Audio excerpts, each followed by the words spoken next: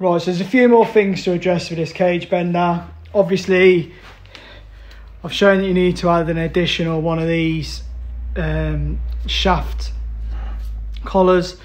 Also, this needs shimming. The second thing to notice is the dies, they kind of are not spaced correctly, so you have to, the first kind of one you've got to lift up, which isn't the end of the world. But there is also a problem with a follower, because when you come to do your bends, that's if you can do a good bend, because the thing that they supply you with here is junk as well. I've put a bit of metal in there, TIG welding rods, just to kind of get an angle right, but it's a very loose fit. They don't have the kind of normal kind of fitting in the side where you can just put a bit of wire off, so that's a bit pants. But yeah, the follower, like I was saying, I've done 2 bends in it. I've used a JD squared bender, and with a JD you don't get this horrible marking in the side of it where it's sort of gouging as it goes round.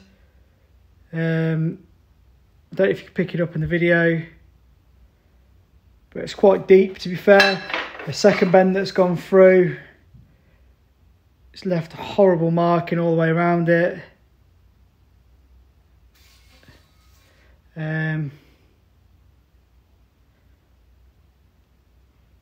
So yeah, it's not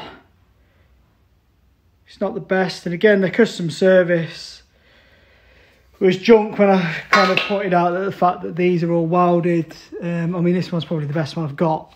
But yeah, it's kind of porous weld all down this side, and you can probably make out, hopefully it's porous welded there.